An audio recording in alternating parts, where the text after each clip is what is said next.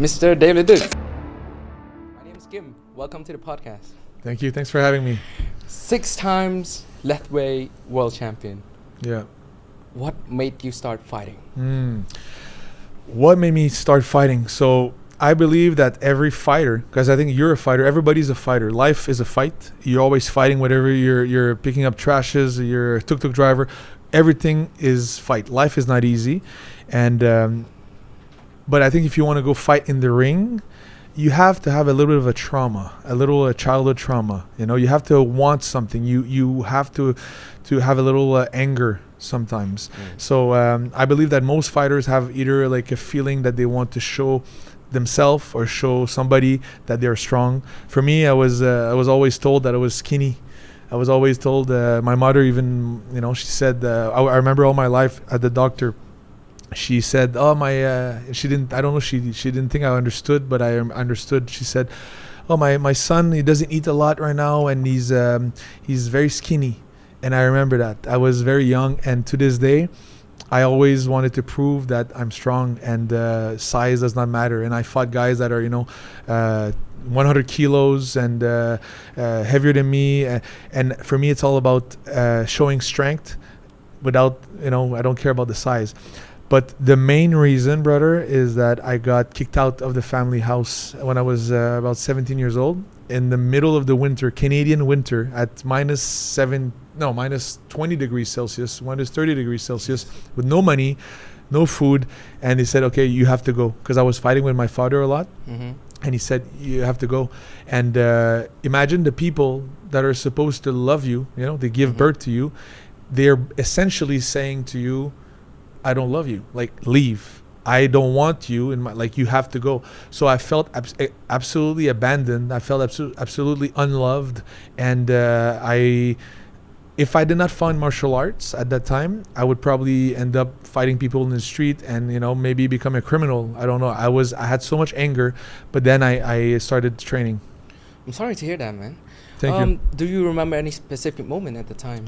Well, surely there's a glimpse of like a picture. Well, I remember couch surfing. I don't know if you can translate that. I remember couch surfing and my friends. Basically, I had a backpack with a bag of almonds, and I had a bottle of water. I had nothing, and I was like, how do I make it?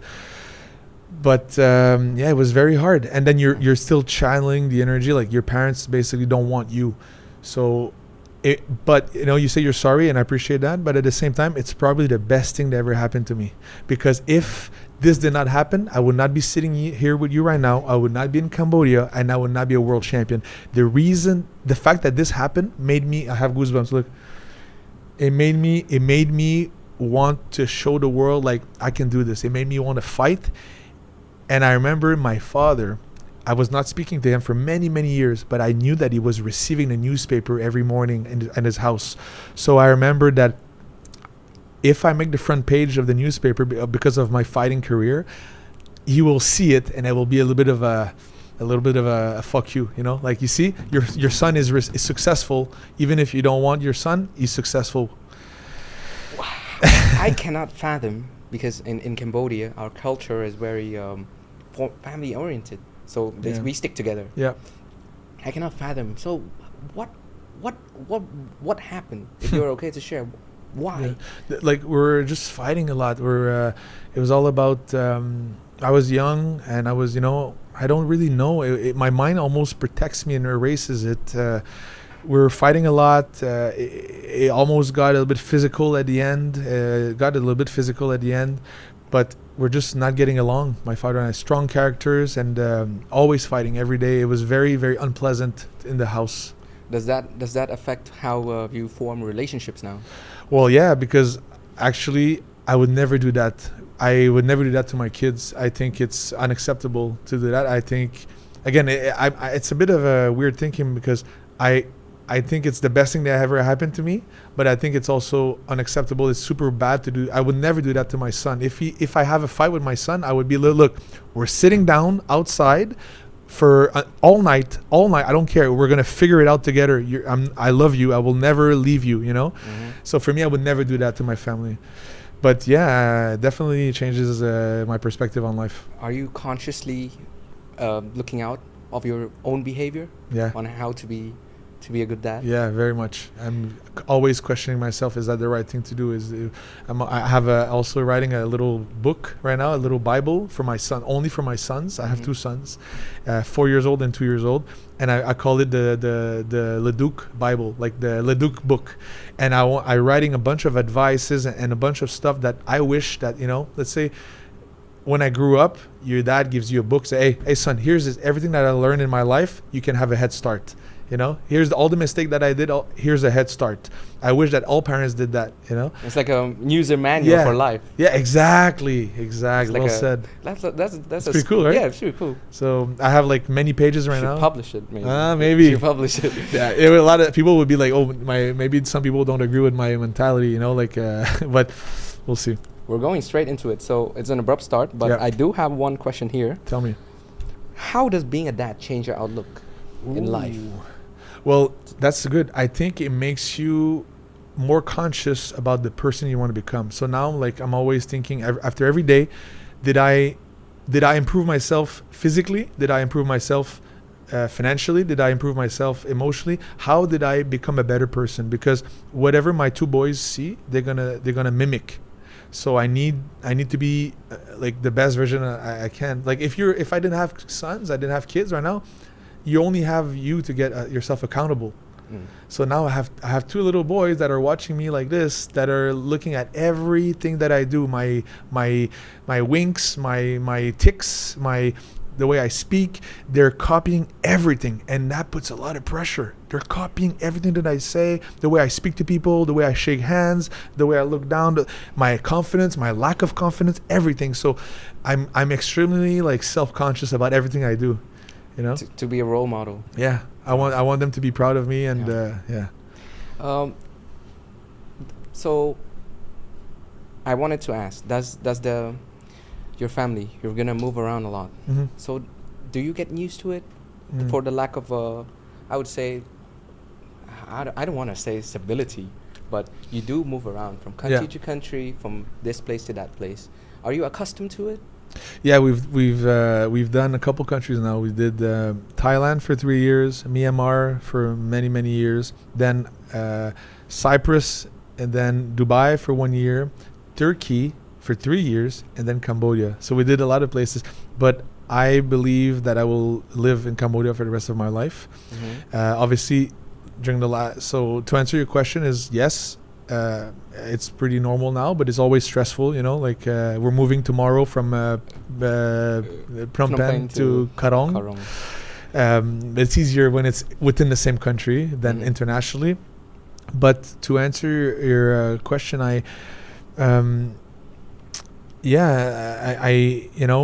when I came here, I was living in Turkey because there's a military coup in Myanmar, and it was a little bit unstable for the family. But when I came here, I was the biggest fight in the history of Cambodia with Prom Samnang. He's my friend now, but at the time we had a rivalry. It was I was representing Myanmar, he was representing Cambodia, and we did a big Kunkamai match. We watched the fight. Yeah, you watched it? Yeah. And before the fight, we were invited to the Peace Palace with Excellency Hun Manet, and he told me, he warmly welcomed me to Cambodia because he knew about the situation in Myanmar. And I basically accepted his invitation. As soon as I came back to Turkey, I started packing. And a couple months later, we were on our way to Cambodia, to Phnom Penh. And I've been here for 2 years now, and I believe I will never leave. It will always be my foot in Cambodia. I love this country. And if Myanmar becomes better one day in terms of the politics and everything will be better, then I will probably open a second location of my gym there. I will open business, but I really love the stability and the people and the growth potential of Cambodia. So for me, I will always live in Cambodia. The question I always want to ask, from my own curiosity, how does it feel to be 188? 6'2", in a country on average height of 5'7". Yeah, well, how does it feel? There's some big kamais. I see security guys yesterday. He's as tall as me, big guys. I said, "Why are you a security guard? Why are you not doing kunkamai?" And there's a reason he's security, because they get the biggest one. Yeah, but he should be kunkamai fighter. He should be. Yeah, I mean it's fine, and it doesn't bother me. It doesn't bother me. Did you ever feel alienated? No. Just I like feel like home. I feel like home, and people are so nice to me, and I always take pictures. Everybody's asking me for pictures. I love it. Yeah. Okay, since you mentioned the Prom Sam fight, Yeah. I saw that when you landed in Cambodia, you start to start calling his name out. Prom Sam! Prom Sam, So where are you? Yeah, Where? where's Prom Prom Sam? Where? Yeah. That was That was good- viral. Yeah, that was good. That was good. Yeah. To this day, by the way, to this day, in the village, I went to Kampong Spu, and many places.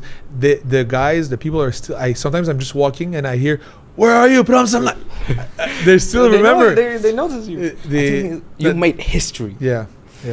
So, watching your documentary, we did research. You did? We, Okay. of course we did. You mentioned about your pre-fight nerves. Yes. Does that happen every fight? Yes. I believe that if you're not stressed before a fight, you are not at the right place and you're going to get effed up. You have to be scared. And I believe that this is the parallel for everything. Let's say before a podcast, you feel little something, butterflies in your stomach. Before an interview, for a job, I believe that anything that you value, anything that has that matters, you should feel a bit stressed. But like especially in a fight, it's like a scared animal. That's the analogy for you. Okay, imagine you have a dog, an injured dog on the side of the road, and the dog is he has a broken leg, so he's very hurt. He cannot walk, and then he sees people coming next to him. He's gonna be aggressive because he's injured. An injured animal is extremely dangerous. I believe that an injured animal is more dangerous than a healthy animal. Right? If you're healthy, he's okay, but when he's injured, an injured bird as well with a injured wing, he's gonna peck you. He's gonna hurt you. So I always feel like I'm an injured animal before a fight. I want to be scared. Actually, I don't shy away from being afraid, because when you're scared, your senses are heightened. Your vision, you see better. If they would do a test on my senses before a fight, I believe that I would have a better vision. I would have a 21/20 vision. I would smell better. My senses, my ears, my eyesight is better, because I'm on a survival mode. So a guy that is on survival mode is more dangerous than a guy that is, that's why I only eat 2 times per day, sometimes 1 time per day. I did not eat today, by the way. It's at 0. Intermittent fasting. Only water. I'm not even hungry, because I believed I want to deserve my food. I want to like, now I'm going to do the podcast. Then after that I did work. I'm going to deserve my food. If I'm always eating, you're full. You're just complacent. You're not on a mission. So I'm gonna be eating my meal after this podcast. I'm gonna deserve it. Actually the food tastes better. Everything is better with scarcity. So anyway, my point is to be in a fight. You have to be scared. Even Mike Tyson was saying that he was scared before a fight. I feel it every time as well. And but once you enter the ring, now I feel okay.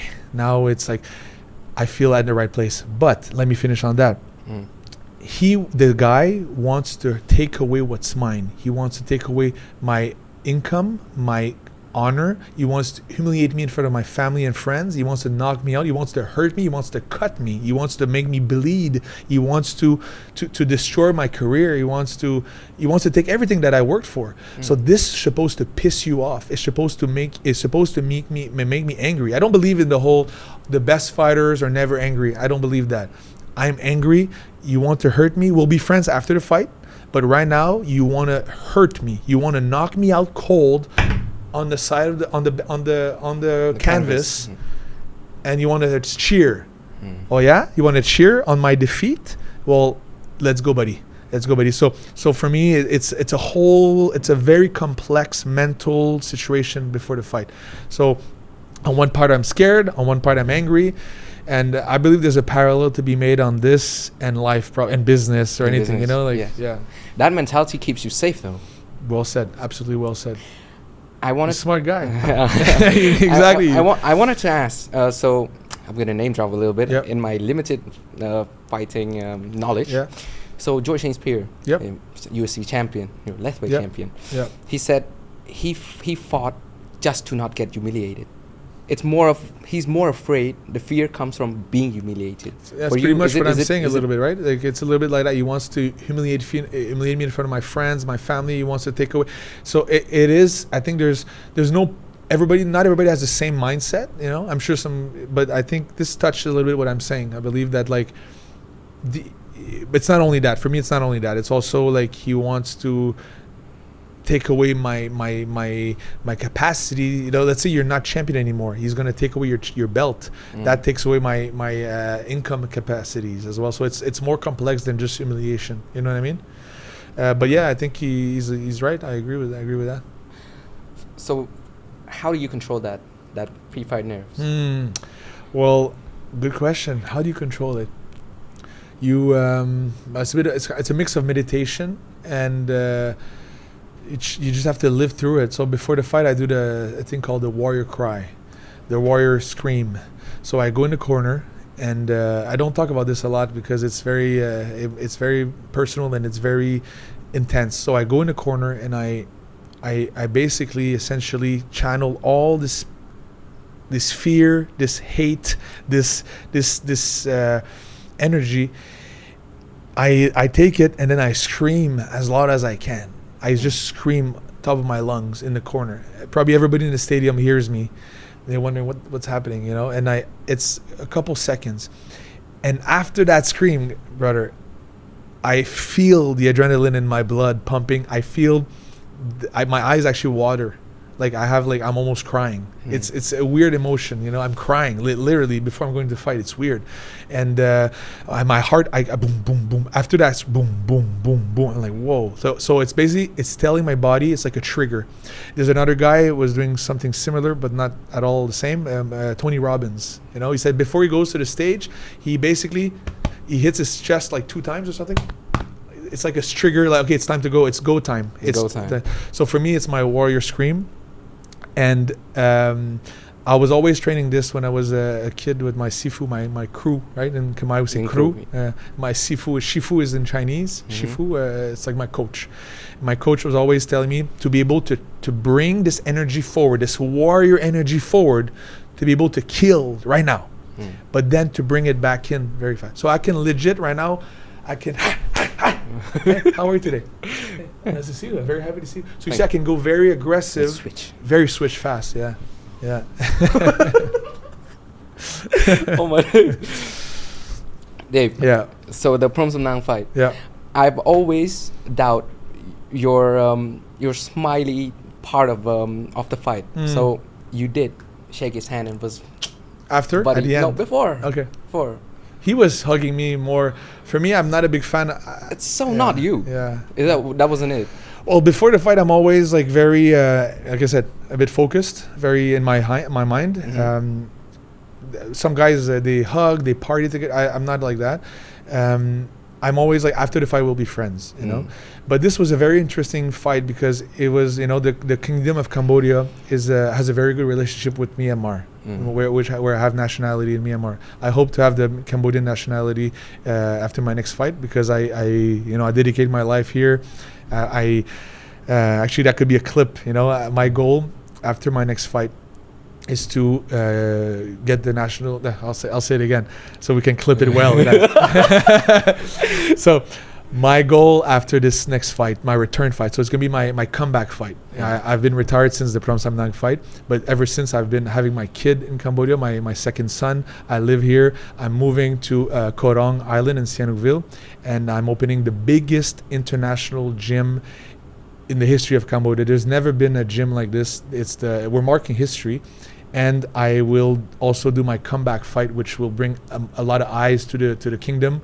And my dream is to, of course, impress, His Highness the King, Excellency Hun Sen and Hun Manet, to give me and my family the Cambodian nationality, because I will dedicate my life at building athletes here. I will also bring, other Asian countries, Myanmar friends, brothers and sisters, and my goal is to make the first UFC fighter from Cambodia, to breed her or him in Cambodia, because if you look at all the countries in Southeast Asia, even Laos, Indonesia, Myanmar, now we have our actually a UFC champion, Japan, Korea, everybody in Asia that have a UFC fighter.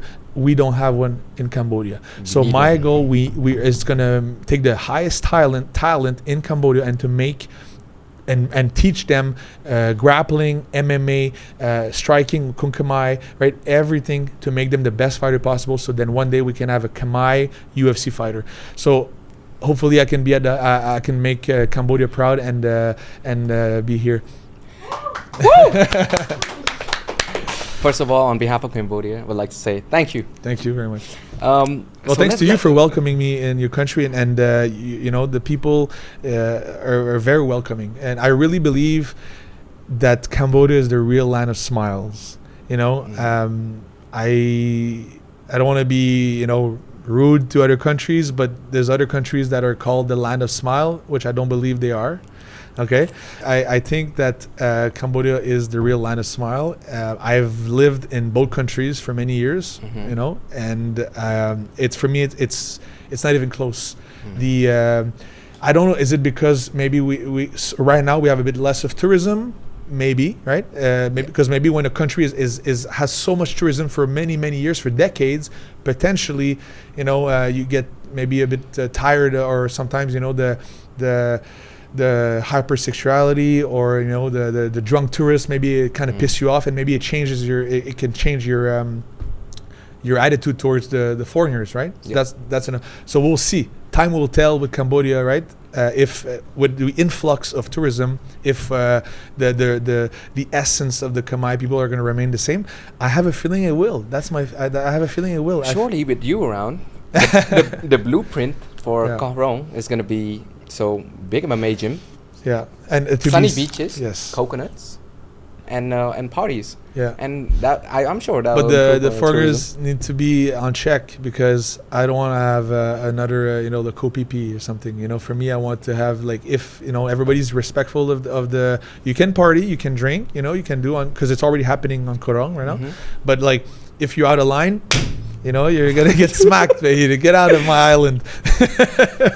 I think it's gonna come with it. The bad's gonna come with good. So you have to regulate on both. តាំងពីសាកម្ពុជាឆ្លងកាត់នៅប្រព័ន្ធបន្សុទ្ធចំនួន3ដំណាក់កាល Ultra Filter Active Carbon Filter Reverse Osmosis បន្សុទ្ធគ្រប់ដំណក់ជាមួយបច្ចេកវិទ្យា Smart People Filter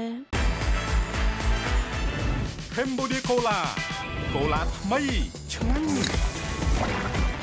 មិនថាការជួបជុំបែបណាត្រូវតែមាន Cambodia Cola ក្នុងដៃ Cambodia Cola រសជាតិនៃភាពរីករាយ What is your reason for Kong MMA?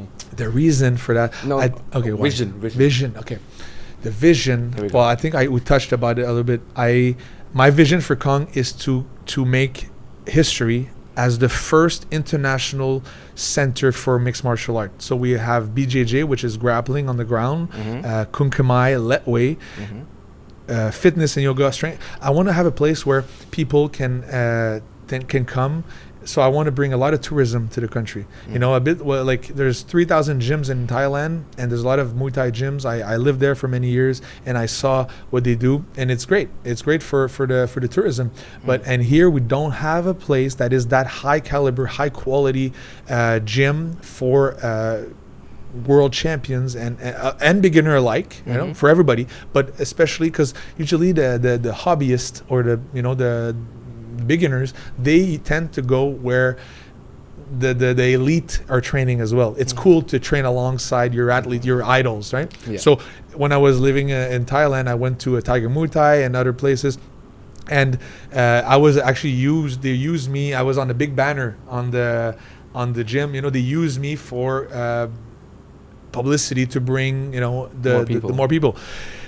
They eventually removed me, by the way, when I started speaking against Muay Thai. I said that Muay Thai was a watered down version of more traditional martial arts, with because of the gloves.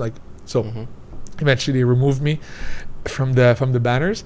But my point is, right now we need a place where we can train and have a lot of tourism, and I think it will change the country of Cambodia altogether. I don't think people understand how important that is. There's no gym like this in the world. And in Cambodia, sorry, there's nothing like it.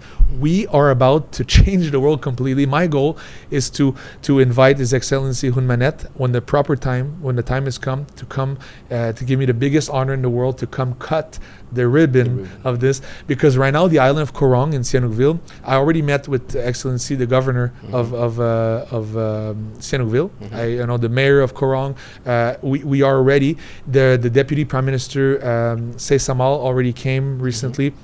The island is ready. The road is being finished in March this year, so very soon. So it's almost like buying Bitcoin at $1,000. Koh Rong is a Bitcoin at $1,000. It's gonna go to 100K soon.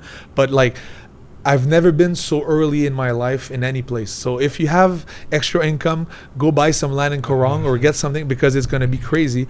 I will live there with my family. My entire, that's a big, we had some fights with my wife about this. Like she was not ready yet. She's like, look, can we live in Phnom Penh? There's more, I can get Grab and, said, we have to go there because I have a vision, a bit like, I don't know what kind of, conqueror back in days when the explorator in the world. I believe that this will shape not just Koh Rong but the entire country of Cambodia, because it will bring so many eyes to Cambodia. Everybody's been to Bali, Philippines, or Thailand, but like, Cambodia is primed, it's ready. It is politically stable, it is economically viable, the people are nice. There's the biggest fighting culture I've ever seen in my life. Kunkemai every week, every day almost. There's more Kunkemai shows here than in Thailand, I believe. There's more shows, it's all the time, every week. Sometimes there's Saturday, Sunday, Friday, there's always shows. So when I came to Asia, I had a choice. I could have been everywhere, and that's what Excellency Say Samal said to me. He's like, I very value you, and I really like him. He's a very smart guy, very well educated. And he said, because he visited Koh Rong the other day, and he said, you could have been everywhere. You could have chosen to go to Indonesia, Singapore, Philippines. You could have been everywhere, but you choose Cambodia. So we appreciate you. I was like, wow, thank you so much. And you're right, I could have been everywhere, but there's no fighting culture in Vietnam. What is the fighting culture? But there's no fighting culture in Philippines. There's a little bit of boxing, but it's not like Kunkemai in Cambodia. Like here, everybody knows. In Philippines, there's some people do boxing, right? And then in Bali, I don't know, they have a traditional martial art that is exploding like Kunkemai. And Myanmar is not ready yet because of the situation right now. And Laos, yes, but it's not economically developed like Cambodia. But I'm talking fighting culture, and the other one is Thailand. Well, I'm banned from Thailand, so I cannot go to Thailand. Really? Am I allowed to ask why? Because I spoke against Muay Thai. Yeah, that's all I'm gonna say. Yeah. So it might change in the future, but so technically, yeah, I'm like, well, this Cambodia is the move. Cambodia is the place. It is. My goal is to bring Cambodia in everybody's lips around the world. For the people at home, when is this Kong MMA officially operational? Yeah. So January, I'm moving tomorrow. And then I believe, let's say, give me 5 months, we can be probably able to do a soft launch, or so I would say, let's say half a year, 6 months. 6 months. Yeah. 6 months from now. Yeah. And for those people who know only Kun Khmer, what's the difference? Okay. Death way, jiu-jitsu. Good question. Kun Khmer. Very good question. So in Kun Khmer, we fight with the gloves or the ropes. The ambashov. Yeah. What's the name in the ropes? I have the. I don't know. It's just ball. I don't know what it's called. Oh yeah, what's the word? Ambok. Yeah, exactly. Yeah. Ambok yeah. Yeah. Chav, Chav, right? Yeah, exactly. So that's what I fought with Samnang, right? And that when I'm going to do my comeback fight, it's also going to be, because I have a strict rule, I don't fight with gloves. So it's either let way or ambaf chov, traditional ropes, the raw yarn. It cut someone's eye the other day. Yeah, it's rough, but and let way, it's no glove at all and no ropes. It's only like a gauze. It's almost like I would put a sheet of paper like this. Oh, no. So it's just to look good, like Street Fighter, like the Super Nintendo game, like Street Fighter. It's just for the look. But in Letwe, you can also do headbutts. So that's the cool part. That's very different. So Kun Khmer is full body as a weapon. So 2 elbows, 2 fists, 2 legs, and 2 knees. Yes. And Letwe, you add the headbutt. You add this. And you remove the gloves. Remove the gloves Yes. too. So bare knuckle boxing, and then grappling. That's the key part for building the next MMA fighter. So when we say UFC, it's basically MMA. MMA is the sport, and UFC is the promotion. So people that don't know, and if you want to fight in MMA and be a fighter in the UFC, you have to know how to fight on the ground. Because in Cambodia, the Kunkamai is only on the feet, and when we fall on the ground, the referee stops the fight, and then you get up. But in MMA or in UFC, They keep going. you keep going. It gets to right? the ground. Yes, you fight on the ground. So we need to have a good understanding of grappling, and I believe that, shout out to Kiri Jiu-Jitsu in Phnom Penh. Jasper, a great guy, great visionary of the gym here. There's, I think now he's the one that started BJJ in the country, and we just need to continue on that path, because without BJJ, without ground, without wrestling, we will not have a Khmer guy, a Khmer girl in the UFC. So that's the main difference of all these sports. And for me, when I retire from fighting, I love BJJ. That's my first love, actually. I was a grappler before I started striking. So I will just grapple until I'm an old man. With Jasper, Yep. you were a blue belt, correct? I am, yeah. That means nothing. That means nothing. yeah, That means yeah. nothing. That's true. I can paint it black. I want to know about the Kong MMA. Yeah. So you do have accommodations around the So gym? we will have accommodations, standard and premium. So we'll have bigger rooms, and some is going to be just a bed and a toilet. So it'll be for international guests to come and stay on site. So for everyone listening around Yes. the world, we do have the Sun Coconut, a gym. Yes. And we have Dave. Yes, and thank you for that. You're right. Koh Rong is one of the nicest beach in all of Southeast Asia and maybe the world. It is amazing. It is blue waters, white sand, like Maldives. Like people pay thousands. And I checked to go to Maldives with my wife. It was $10,000 for 1 week. 14,000 actually for 1 week? the 1 week on the water bungalow. So on water, so you have the bungalow but on the water, right? And with the floor is transparent, but like the water is the same, the sand is the same. So I'm like, why not go to Koh Rong? It's free. It's free. It's like it's free. $25 boat ride. So I believe that we're sitting on a gem here. It is because also on the islands of Maldives, you have to think it's very hard to get there. There's nothing. Like you only eat at one place. It's the restaurant of the hotel. Like it's usually there's nothing to do there. So in Koh Rong, there's a lot of action. There's stuff to do. There's gonna be the gym now. So like save $10,000 and come to Koh Rong. Come to Koh Rong, right? Yeah. Promoter. Okay, Dave, we're gonna switch into a bit of your personal life.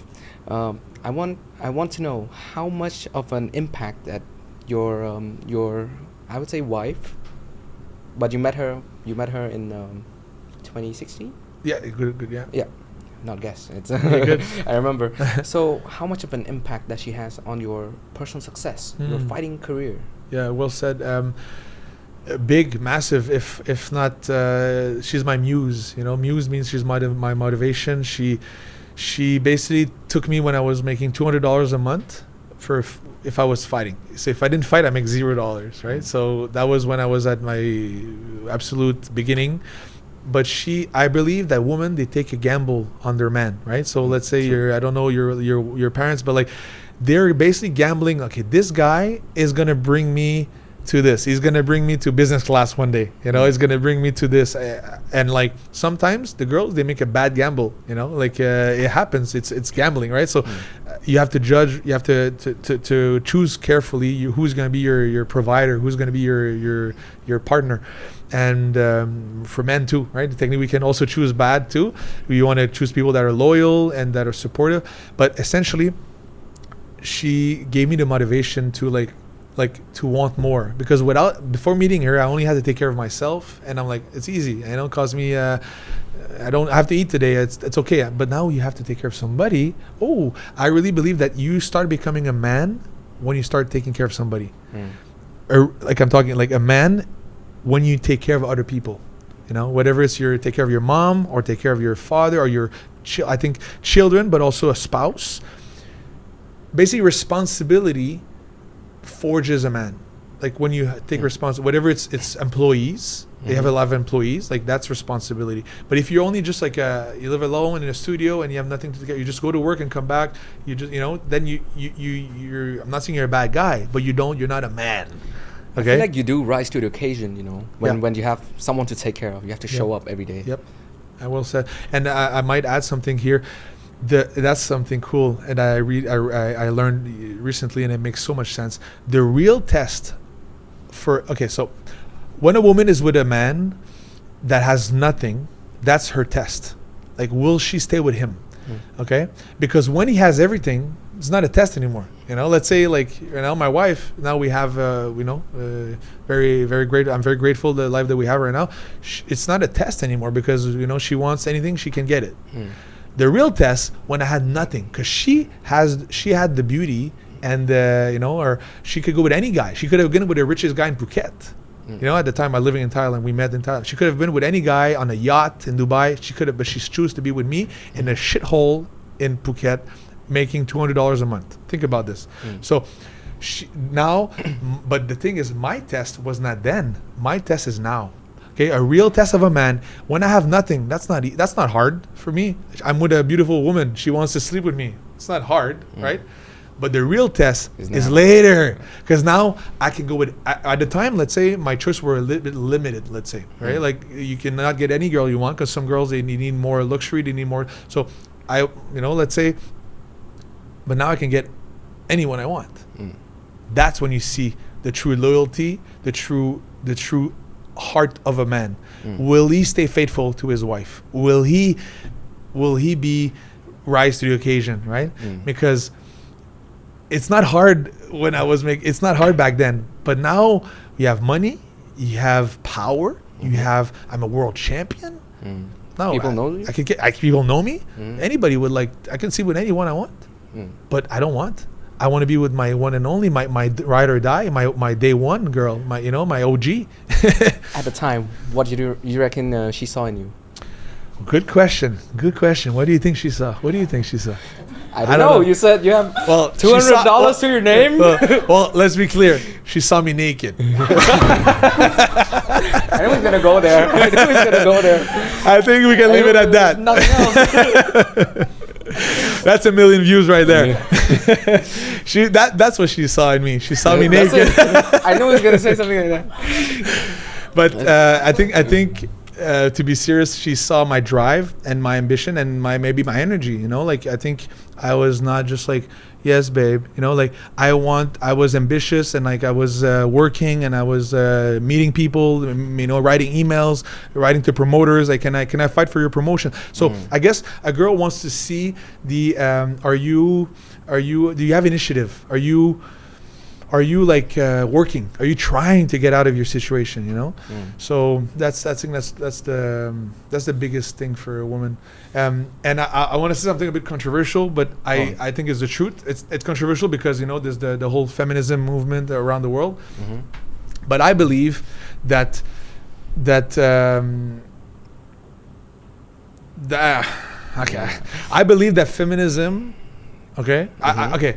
If men are they're loyal and respectful, we are putting our wife on a pedestal, I'm talking you are venerating the word, you are idolizing your wife. Okay, I'm talking just keeping that in mind. If you are idolizing your wife, you're respectful, you want to give her everything. I believe that this is the best way to go about life, when a man is fully devoted to his wife. Okay, and now with the rise of feminism around the world, I think it has destroyed modern society. Okay, it's maybe less common in Cambodia than it is, let's say, in America or Canada or in Europe. But the reason why we wanted, the system wanted women in the workforce, okay, is to get them out of the house, so then they can tax 2 salaries. Okay, so back in the days in America, there was only one salary, the man, and the wife was taking care of the children. Okay, I'm not saying he was doing it. Maybe he was cheating. Maybe he was beating her. I'm not saying it was perfect. I think it could be perfect. It would be like me. If they respect the wife and you give her a massage, you don't expect everything. You have to you take care of your wife. But now they say, wait a minute, we only tax one salary. let's make more money. The government wants to make more money. So let's get her out of the house so she can work. So now we have 2 salaries to tax. But then wait a second, what happens to the kids? We need to invent schools. We need to get. So I believe that schools or kindergartens or place for kids are not for the kids; they're for the parents. So I believe that we should bring back teachings for communities, teaching with the parents. Parents should teach their own kids. That's what I'm going to do, by the way. I'm going to do homeschooling on Korong. So my kids are not going to school. Okay, they're gonna be very mature. I think so too. And there's actually a correlation with IQ and high achievers. A lot of them are homeschooled in society. That's around the world. A lot of homeschooling. But my point is, so that means that the schooling system is made for. It's basically a glamorized kindergarten for kids. You know, like it's a place for. It's a place to get them to hold them until the parents finish work. So like what I learned in 8 hours I can learn in an hour with a tutor. It's bullshit. The school system is bullshit in Canada and America and in Europe. It's bullshit. It is. I'm very against it. And I think my wife is not working. She stays. I give her the choice. Like, do you want? She's like, of course I don't want to work. Why would I want to work? Yeah. I don't want to work. Do you want to work? You do want? I don't want to work. I want to have a passion. This is fun. But there's a difference within this. Like if you let's say 1 week you don't want to do it, but if it's work you don't have a choice. So there's different. Like she said, no, babe, I don't want to work. So I said, perfect. Don't work. I'll make the money. You can take care of the kids. So that's perfect. And now everybody, because women are also in general, and there's always exceptions, but in general less good at dealing with high level of stress. Like for example, like I can handle way more stress than my wife. Like I can legit handle a guy who wanted to kill me. Like he wants to beat me up. So in general, again, women are more emotional, more maternal instinct, more more nurturing and everything. Having deadlines and all these things on a high level is extremely bad for hormones and the psyche and everything. It is actually like taking care of kids is a job. It's probably the hardest job in the world, and it should never be put down like this. So anyway, I'm not saying that that's the one mold fit all, but you know what I'm saying? Like it is. We should go back to that. The superpower is dealing with kids. Actually, you would lose your mind if you stay with like a small kid all day. Yeah, and you want to know another one too? You drop your testosterone. There's a study that more a man stays with closeness, like just the cry. They made a study. The cry of a baby makes your testosterone drop. Think about this. It's deliberate though. Yeah. Because if a kid, surely if they start crying and your testosterone's high, you probably. Yes. Yeah, you're right. You're right. And exactly. I never thought about that. That's a good point. I never thought about that. And another thing too, you actually gain. I actually gained a bit of weight when I got my first baby, like a bit of fat. Okay, and that's actually right for every man. When they get a first baby or babies, they usually gain more because of the testosterone. Testosterone makes you burn fat. So if you drop your testosterone a little bit, you gain more fat. But why are we gaining fat? Because back in the caveman times, if I have kids, right, I may not have the time to go hunt a mammoth. I might have to stay more time with the kids. So if I can stay with the kids, I have to eat less. So I need to eat my reserve. Right. I need to eat my fat. So he has a baby? Perfect. Let's give him reserves in case he cannot go hunt. That for the mother as well? Good question. I don't know. I think they probably, everything gets bigger when you the boobs get bigger. Good question. I think so, because on average, I believe women gain a bit of weight when they're getting pregnant. So I think so. Probably. The nature's all deliberate. Yeah. Okay, Dave. For the fights, we have not touched into fighting at all. Yeah, no. It's not what I expected. You see, it's a very complex thing. You seem to dial into these scientific, complex topics. Yeah, I'm a fighter second. I'm a amateur of life. I love life. I love knowledge. You're an entrepreneur now. Yeah, entrepreneur. Scientist and then fighter. Yeah. Okay, let's dive into a bit of fighting. So, does it take a physical, mental toll on you? For sure. Physical, of course. Look at my knuckles. You know, look at. You see the difference? This one and this golf ball here, like. So this one was actually bigger when I was fighting. It's been 2 years, but like usually it's like even bigger. All the cartilage and the calcium build up here because of the punching. So. Of course, I thought about stopping many times. I said, okay, I'm done after every fight. You know, you're cut, you have your knees hurting, like everything. So I believe it's a young man's sports. So I only have a couple of years left. I believe I'll come back, but like, you know, I believe after close to 40 you stop. So I'm 34 now. I think I can do another maybe a couple of years. And you also it's not only about age, because you can be a champion at 41. Like there's a UFC champion, he was 43. You know, so it doesn't matter. It's all about, are you hungry? Do you want it hard enough? Because it's like 90% mental and 10% physical. So, you know, it's all about like the hunger. And so that I'd rather have, let's say, if we're going to a fight, let's say me and you, we go out tonight at in the bar, okay, and we can get one guy with us for to go fight somebody. Let's say somebody's gonna fight us tonight. I'd rather have a guy that is a fucking crazy guy that just came out of prison. You know, he's gonna take a tree and smash the guy with a tree. You know, or he's gonna go crazy, take the mic. Then he's gonna bite you, eye gouge you. You know, then a guy that's like, I'm a good fighter. I have six pack. I'm very technical. Like I don't care about your six pack. I don't care about your how fast you run. It's like, are you crazy enough? Like, you know, because when you get punched in the face, like you have to like.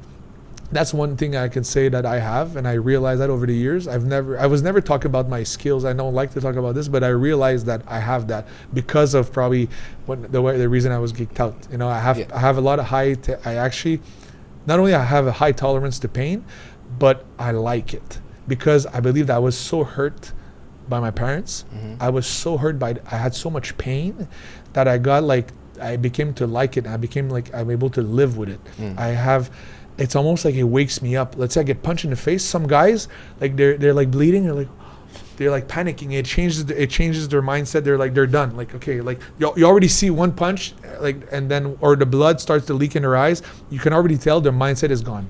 Fighting not to lose. Yeah, it was something like that. And for me, I am I like pain, and if you get punched in the face, I actually my shifu, my crew told me, when you get punched, you usually go forward. Some guys, when they get punched, they go backward. So that's something you cannot teach. You cannot teach that. You have to want it.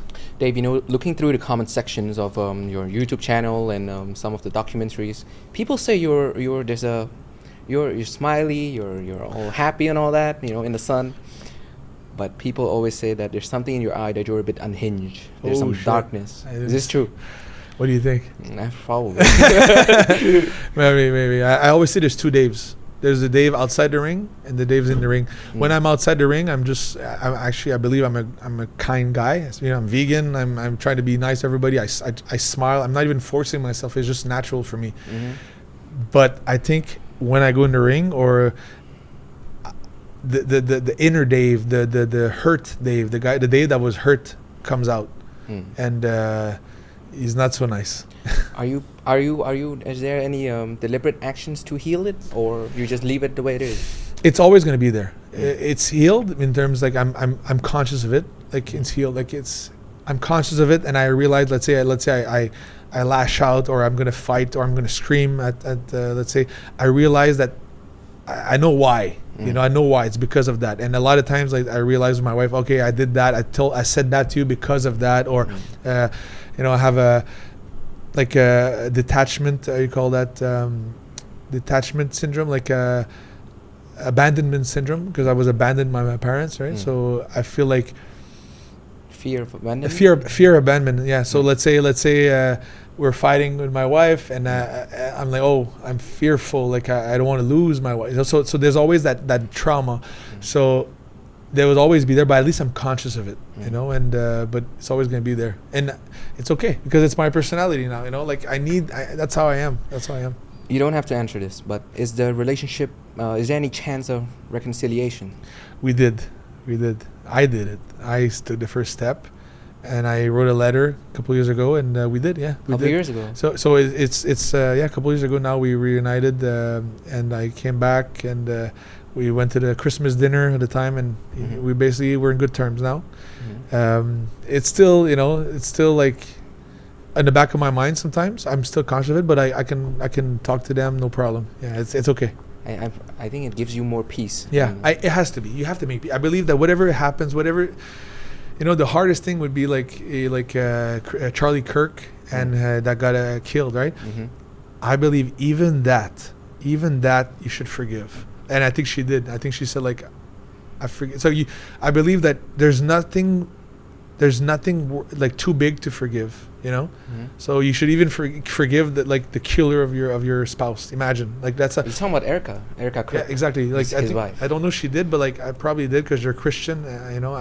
But my point is, forgiveness is the key for everything. So I forgive my parents for what they did. In fact, I thank them. That's how it's not just like imagine, right? So it's even better. We should just the thing that I'm not scared but conscious is like, I don't want to do that for my kids, but this is the biggest fuel that I ever had. So what kind of fuel would I give my sons? I don't want to give them a trauma. You know what I mean? But I think you giving them a shoe that is this much. A shoe? A what? Like a shoe to fill. It's like a shoe. Yeah. A shoe to fill. That's gonna be a trauma on its own. That's gonna be a trauma. Well said. My dad is like. Yeah, you're right. My dad's Dave Leduc, so I think you're gonna have to feel that shoe. That's gonna be a trauma right there. Yeah. Right. Are you looking for ways to traumatize your kids? Yes, I am. to give them fuel. Well, he's very. I really like our conversation. I actually said that to my wife. I was like, so babe, so now that we're loving them, I tell them I love them every day. I kiss them. I hug them. What's going to be their trauma? So you have that. Yeah. What's your trauma? Oh, I flip on him. Do you have one? Everyone has trauma to a certain extent. Okay. You don't have to answer. Cut. So what's your plan for the family, the kids?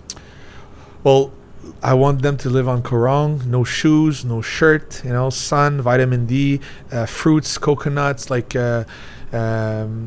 living, closer to the land. I love Phnom Penh, but I like nature a bit more, running with fresh air, seeing the stars at night, so, and just teach them how to be the best version of themselves, to be a man. And I believe that starting to be a man, you need to be able to defend yourself, you need to be strong, and you need to protect the innocent and woman. So I'm going to teach them, obviously why I'm vegan, and they don't really know why now, and so I think I want to give them good basis.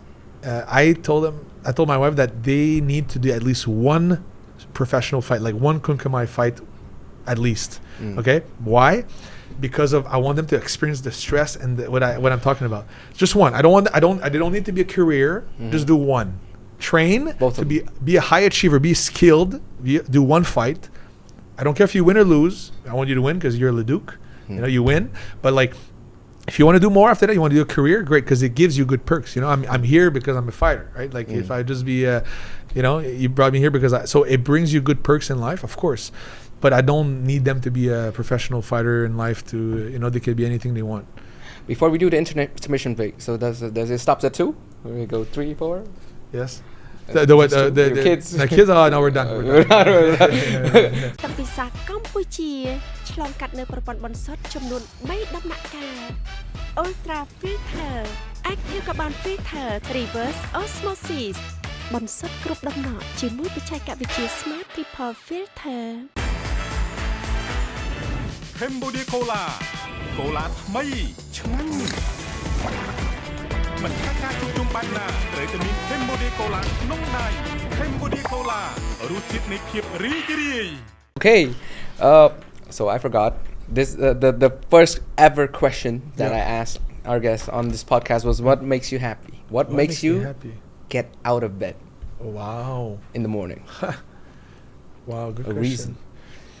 Well, right now it's money because I need to. Without money, I don't have a roof for my kids. I don't have, everything is everything is not possible. So it's money, but that's not what makes me happy. What makes me happy is to be able to be in their presence. It's my family. It's my family, and but everything revolves around money, unfortunately. Like it's really so important in the system that we have right now. But if you ask me what makes me happy, would be, I guess, health. Being healthy, because no money can buy health, right? You can have all the money in the world. You can be an Oknya or Nick Oknya, and you can be billionaire, but you don't have health. Well, you can try to buy it. There's some places where you can have, good treatment for cancer or good treatment for, but it's not 100% guaranteed. There's a lot of rich people that die or are unhealthy. So health is really, I guess we can say, it makes you happy if you're healthy, or a lot of people take it for granted.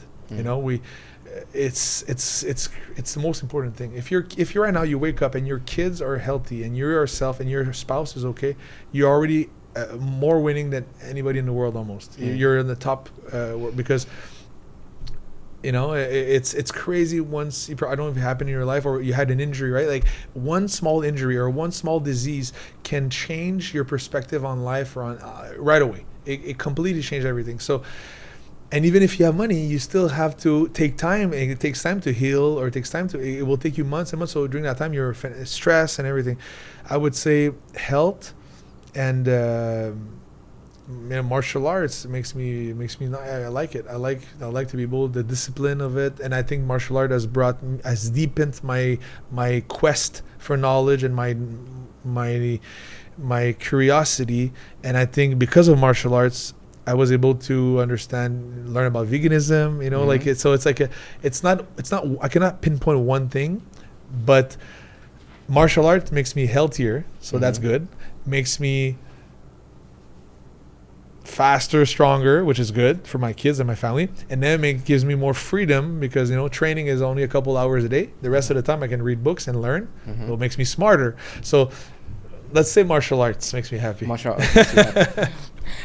So for the guys that are starting out as a fighter, and for the Cambodians guy who's gonna fight in the UFC one day, what's the best way to approach it? And also including with injury prevention. Okay. I was once told by an older fighter, he's like, hydration.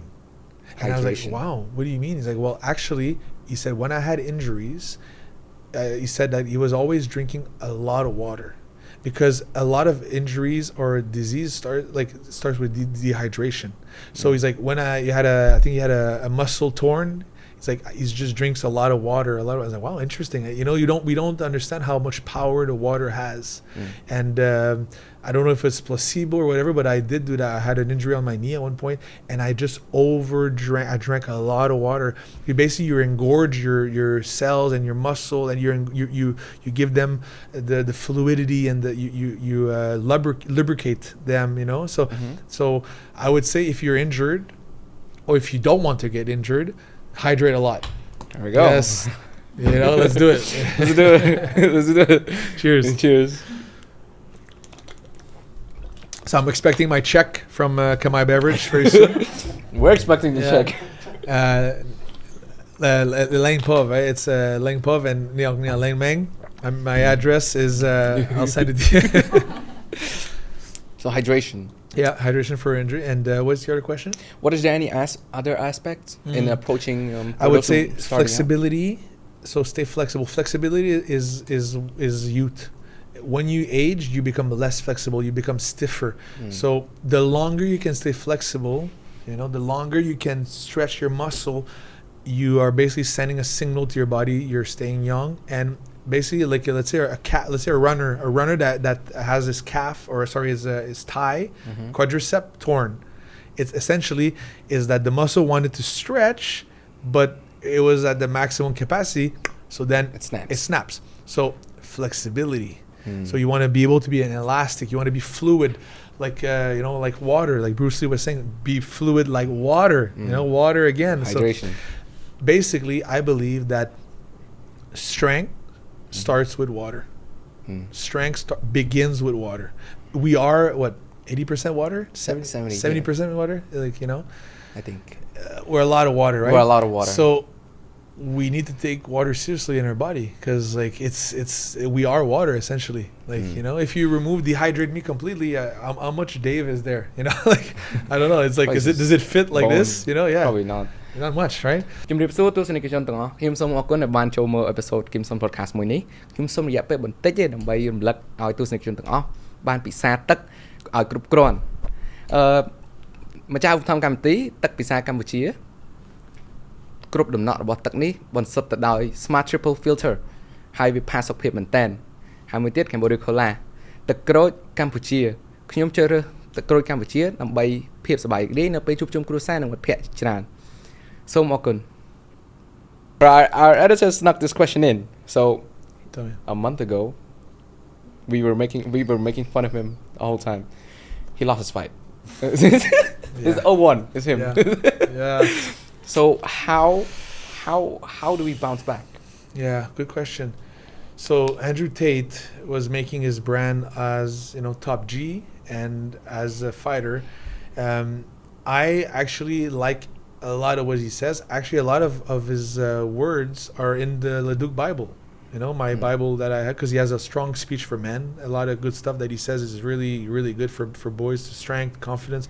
Can we have one quote that resonates with you the most? Question. I can read a lot of the Leduc Bible right now, just so you know. So, for example, the only way to beat violent people is to become better at violence than them. Throw away civility, get down and dirty, and be more violent. That's one of them. One of them is actually he said that, but that's not his quote. Hard times create strong men. So hard times create strong men. Strong men then create good times. But then good times create weak men. And then weak men create hard times. And then it goes again. Yeah. So what are we at right now, you think? We are at probably good times. Good times. Yeah. And it's starting. Let's see. Yeah, exactly. It's going downhill from I agree. Another one is like one I don't know who said that, but that's really good. I believe that being shy as a man gets you nothing. Ooh. If you're shy as a man, you're basically getting nothing. It serves you no purpose to be shy, and that's a lot of in the Asian culture. A lot of times we're told, you know, being humble, being shy. If I look at, for example, in Myanmar, my predecessors, my nemesis, actually my opponent, Tuntumin, great fighter, but was not very outspoken prior. He was the most successful Leduc fighter, killer, knockout artist, headbutt master, bloodthirsty guy. But that's inside the ring, and then outside the ring, very shy, very humble, you know, and very polite, taking care of his family. Thing is, I come in, and then I speak out. People said, "Oh, you should be humble. You should stop talking." You know, like I'm saying, well, if I do that, closed mouth don't get fed. True. You know that one? Yeah. And then what happened? I went on Joe Rogan, right? So then I go on this and I go on that. So being shy serves no purpose. Like this is really bad. Something along the line is fortune favors the bold. I like something that. along that line. Yeah. It kind of have similar. Yeah, and nice guys finish last. It's in the Leduc Bible. Yeah, that's all. You get up every day and you're entitled to nothing. That's another one I want to teach my boys. So as a man, to be honest, brother, we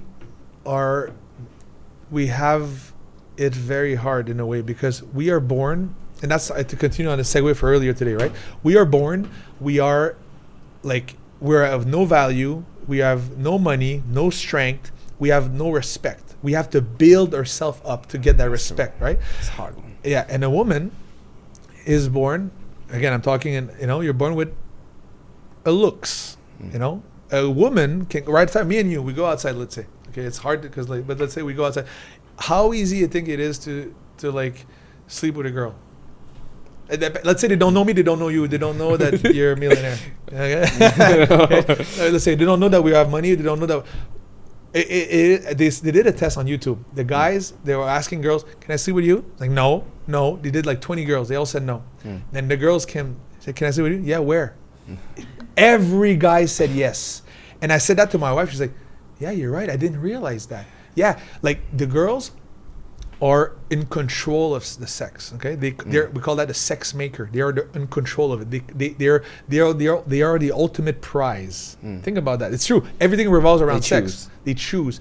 So we are born with nothing, and that's why even in school, right? Like the girls, they always date maybe guys a bit 1 year or 2 years older, right? Because it's like, oh, it's like the high school guy I'm gonna date. So the guys date down. They date maybe 1 year younger. Sometimes like it's good. So we have to buy the yacht to go on a yacht, right? The girls can just get invited there, right? In Dubai right now, the guy that owns the yacht, right? Did he get invited there? Or he had to buy it. He has to buy it. Yeah. Right? If you're invited there, it's weird. Like what? You're a friend, like you know.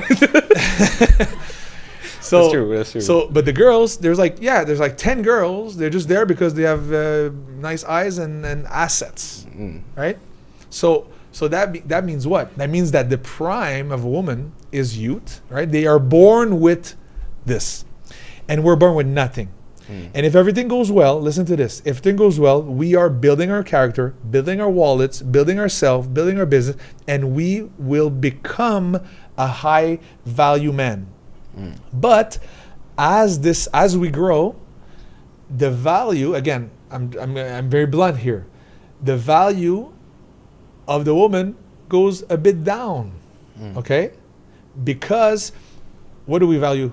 We value support, fertility, you know, youthfulness, and the more we advance in age, you know, 30, 40 for a woman, there's more baggage, emotional baggage, breakups. A breakup has a big toll on people, a man and a woman alike. But then there's more trauma, then there's less trust on the over. So now next relationship, it's gonna be harder. We have to heal that baggage. Let's say you cheat on her. So basically, I'm not saying I don't need a virgin, but at least the least baggage possible, because there's another study that says that the more partners a woman has, the more sexual partners a woman has, the less good the less chance that she has to have a successful marriage. Scientifically, it's called pair bonding. I don't know. You educate me on that. So basically, exactly what you said. So the more sexually active, more partners they have, they can't pair bond. You cannot imagine, Dave. Okay. Imagine you cannot love someone as deep as like every time you eat less. Yeah, it's less. I didn't know that. And I don't want to. I heard that word before, but okay.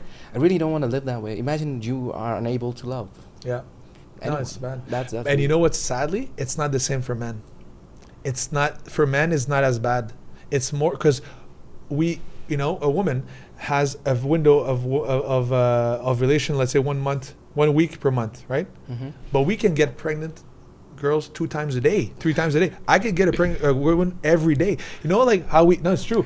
A woman, you know how, and I read that the other day, and I told my wife that, you know how you feel on ovulation day? Like horny, you know, like the girl, like, oh, you really feel like, we call that in heats, you know, when an animal is in heat, like you feel it. She really wants you, right? Yeah. We feel like that every day. That's how a man feels every day. Think about that. Every minute. Thank you. That's another $1 million clip there. So imagine. So they feel like that once, and then let's say they get pregnant, then they're good. We still like that. Tonight we can give another pregnancy. That's fucked up, and it's a lot of hormones and a lot of energy that we have in our body. So anyway, that's just a side note. But my point is, I'm not making a case here for promiscuous for men. You know, I still believe that monogamy is the best for men. So again, all this that I'm saying comes from a man that highly respects women. Think about that. Highly respects families and the sacredity of a family. You know, like that's a message from a guy that is preaching to be faithful to one woman. It's not a message of like, oh, you should just like not respect women. No, I believe that women are actually have a bigger brain than average. By the way, like they're like an average like weight. It's actually bigger. That's true. Like the small as a male, the women have a bigger brain than us. Oh, there's a percentage. I don't know the exact one, but like extremely smart. We need to feel as the highest possible. We need to be able to protect. We need somebody to protect. So if you want to be the highest version of yourself, you need to be able to protect either a kid, yourself, a partner, but we are protectors. So that's key. Second of all, so my point is, like, I'm, the word chauvinist. I'm not a chauvinist. I believe I'm a real feminist. I'm saying that women are the ultimate prize. They must be protected at all cost. That's a real feminist. Not like, another story. I was on The Amazing Race Canada. I don't know if you know The Amazing Race. It's one of the biggest shows in America. It's like they win $1 million every year. They travel the world. You know Amazing Race? No. Okay. They have Amazing Race Asia too, but it's a show that you go on with teams and you do a race. Anyway, I did Amazing Race Canada. You can check it out. Check it out. I was the biggest villain of the franchise. I was a villain. What happened? I stole taxis and I cheated, but they think so. Canada is super. They're super pussies. Canada, we're known to be pussies. Like we say we say sorry all the time. Sorry. Hey. Canadians are not known to be. We're just apologize all the time. We say sorry. We're pussies. And you're known to be polite. Yes. Dave. Well, pussy. So, Amazing Race Canada is like the watered down version of Amazing Race America. Amazing Race USA is like really crazy and villains. And I was considered a villain because like I cheated. I stole a cab, stole a cab. It's a race for $250,000. Anyway, all that's being said at the end, and that's not on air.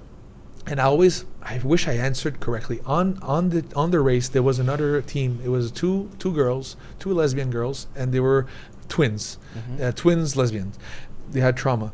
They had trauma. They lost their mother. They lost their mother. So I don't know if it comes to a deep. They love their mom a lot. So then they really wanted to be with women. I don't know, but there's a trauma there. Anyway, there's also another trauma. Said that. Anyway, that's not important. The point is, at the end of the race, they told me, because my wife, she was, I'm very traditional. I wanted to work for her. I was carrying her own backpack. So I was carrying my backpack and her backpack. But all the other girls, they're carrying their own, it's very, very equality. Well, I don't believe in equality. I believe that there should be more important. I want to open her door. Like, she's a queen. A queen is higher than me. Right? I don't believe in equality. They need to be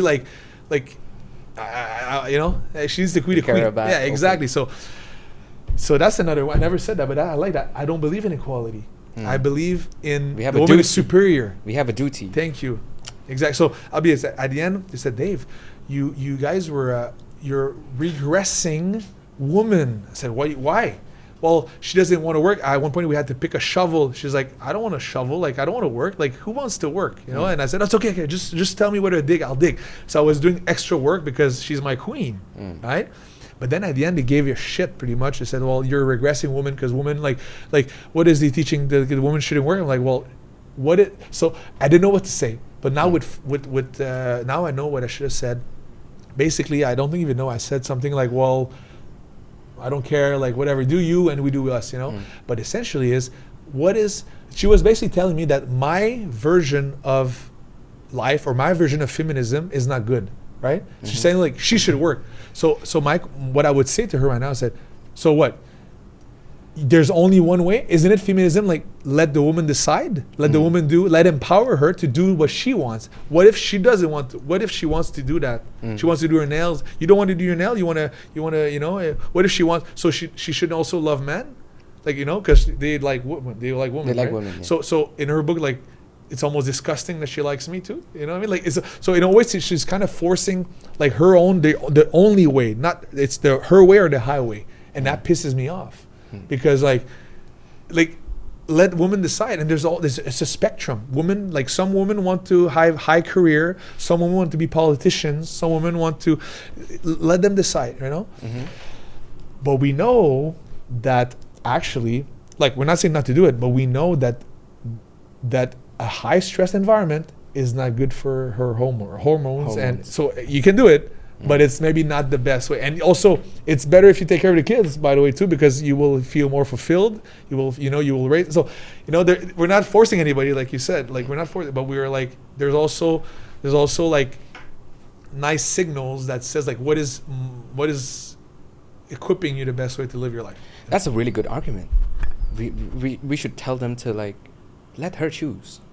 And I'm sure your wife pretty happy with the Yeah, kids. yeah, she loves it. But the problem, you know what? The problem is men, because men are pieces of shit, and sometimes they don't love a woman hard enough, and like they won't. So I know some friends, I know some guys, okay, in Canada, that they're like, well, I want her to pay 50-50. I was like, why? Like, let's say why? Well, because like so you want to marry her? Well, like, no. Okay, so like technically, like that's why men should love.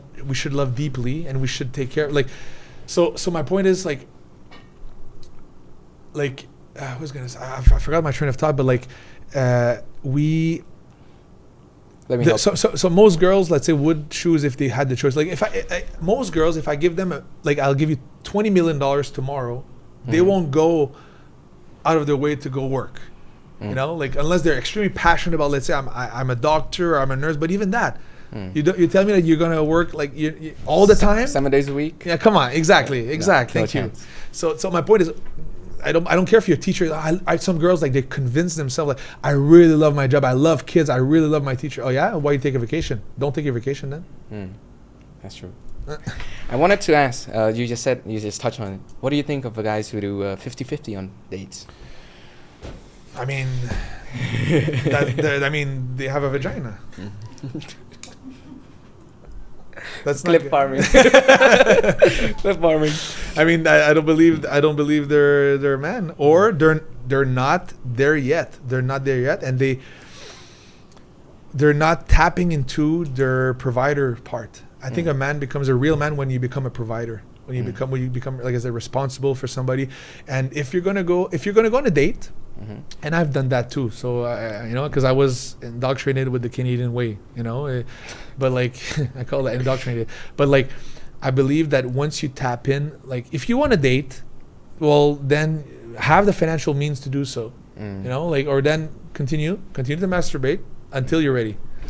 So basically, if you're not in a good position, don't date. Yeah, build yourself until you're ready to date. Until then, honestly, you don't need a girl. Like, you don't need one. They're just like, work on yourself, become a better version, make money, because if you don't have enough money to pay, that means that like you could get you're not high enough. So you're basically like you're going halfway. You're half-assing it. Like you can get smarter, more beautiful woman anyway. So just wait and get better, so you get better choices. Right. So now you're like, you're going at 20%. Wait until you're at 70% at least. You get, quality over quantity. So does that make sense a little bit? It makes sense, but it's so nice because you're in your position right now and you can say it easily. Yeah, I don't give this. Yeah, exactly. I think it's gonna take about 10 years to build a guy up. Yeah, okay. True. No, I mean, again, I'm not saying like don't. I mean, if you want to date, do it, but like, at least like scrabble, like be a gentleman. I think gentleman is important. Being a gentleman is needed. Like, I'm big on opening the doors, and I think it's important. Yeah. Everything's checked out. There's one last question. Can I add something? Oh, or don't go to an expensive restaurant, but provide. Like, show your girl that you're trying to court, you're trying to date. Show her that you're a provider. You don't have to go expensive dates. Go on a walk, buy an ice cream. Like, don't have to go at night. Like, if you don't have a lot of money, save up $20, let's say, and go at the park and get an ice cream. A different date. Like different. Be creative, or go kart. Something. Don't have go for a full-on meal. It's like, but there's outliers. One of the biggest outliers, you met him, Conor McGregor. Yeah. D was working 2 jobs to feed his training camp. Yeah. That's one okay. of the biggest outliers. I agree. But my wife, at first, when we first met, she was also making money as a writer. She was helping me financially at first. She was making some money, a couple $100 here and there, and it was helping me 100%. One of the like outliers. But that's part of the team. That's why, imagine how a woman, she can go with any guy and get paid. Like, she can have the nicest lifestyle ever. Of course, she would have to give something in return, and attention, and affection. But my point is, she can go with anyone she wants, but she decides not only to stay with like a very, poor guy, but on top of that, she has to provide too. So we switched the script on them. Like, now it's like, okay, now you helped us, you support us. Now I'm going to take care of you for the rest of your life. Yeah. So like support me, help me for like a small amount of time, and your life is covered. If you win. Some guys don't win, you know. Like it's like that's the thing, that gamble thing. Because you know, same thing in martial arts. There's Cus D'Amato and Mike Tyson. He took on Mike when he was a bum, a young guy, and he gambled on him. But how many times coaches gamble on people and they never become world champion? Happens all the time. Happens all the time. Yes. Cus D'Amato, rest in peace. Yeah. Talking about Cus D'Amato, he's a Mike Tyson coach. For you met your coach.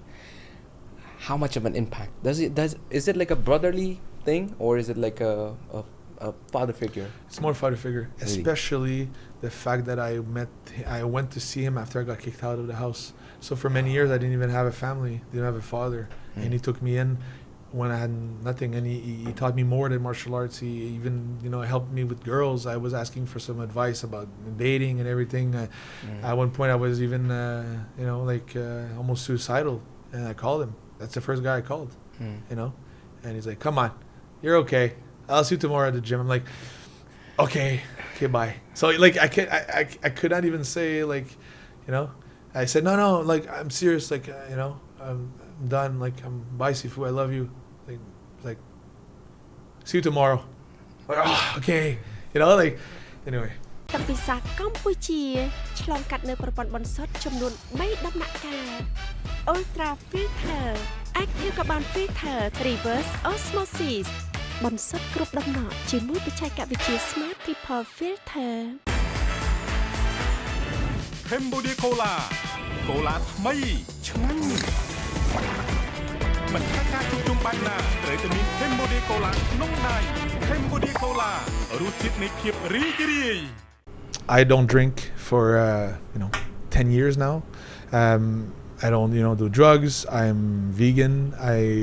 I'm Buddhist. So basically for me it's I believe that we live a more positive life when we get closer to these precepts, these Buddhist precepts, which is like you shall not kill, you shall not cheat, you shall not indulge with intoxicants as least as possible. And so I was living in Turkey, and my Turkish brothers, they're Muslim, right? But they always said to me like, Dave, you're more Muslim than us, right? I lived in Dubai also. They said you're more Muslim because I have one wife, I have no intoxicants, I don't even eat animals, right? So in the Quran, right, you don't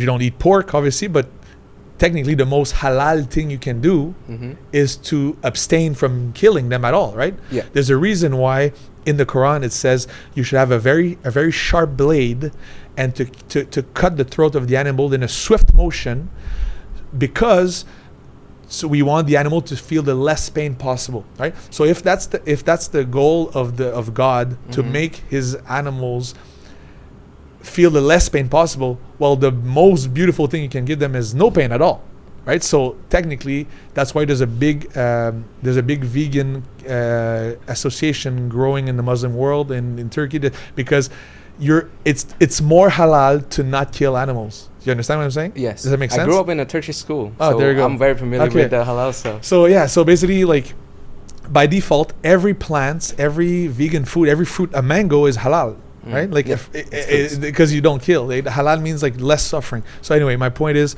that's my mentality. And if I go a bit deeper, Kim, there's a philosopher. His name was Leo Tolstoy. Maybe you heard about him at school. Tolstoy? No. Okay, no. He's quite famous in Europe. He was Russian actually, long time ago, and he famously said, "As long as we're going to have slaughterhouses, we're going to have battlefields." And that's a very hot topic right now. So what he's saying, he was actually a vegetarian. I think he was eating maybe some dairy sometimes or so. But like, ultimately, if we have slaughterhouses where an overwhelmingly majority of the workers of these slaughterhouse stop eating meat after years in there because of what they see there. They don't like it. They actually, there's a big study that says that slaughterhouse workers become vegetarian, okay, because they're like, I don't want to do anything with this. That's true. It's disgusting. They behead, they cut heads. It smells the smell, the atrophy, the iron in the blood. Like, it's disgusting. You know, the fear in the eyes of the animals. You know, a pig is smarter than a dog. No, it can make a puzzle. A pig is smarter than a dog. It's like a 5-year-old child almost. Intelligent animal. Intelligent animal. So my point is,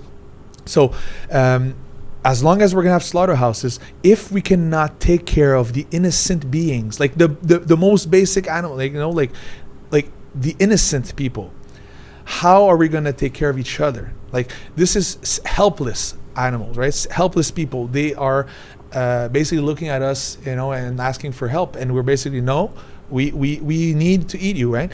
I believe that if, let's say, Putin was vegan, right, and Zelensky was vegan, right, well, they would maybe not be in a war right now, because like Leo Tolstoy, the famous philosopher, said, if you have a slaughterhouse, you are more likely, if you engage in pain and in debt, you are more likely to go into war, into a battlefield, and because the pretext, and I'm very passionate about this, and I'll take it, right? Because for me, veganism, it's not about health, it's about ethical, right? And the quote here is, and I think we all agree on this,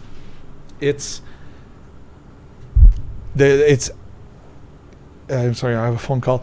Okay, so to abstain cruelty around us as much as practically possible. So meaning that, like, if there would be a volcano tomorrow, okay, that erupts, okay, in Mononkiri, I don't know, like a volcano, right? And it covers the world into ashes. Then nothing grows, no more plants grows anymore. All the fruits stop growing. That's plastic, yeah. Nothing grows anymore. The vegan thing to do would be to go feed my family, because like that's the number one. So I would be justified in my vegan philosophy to go hunt for an animal because I cannot eat fruits anymore.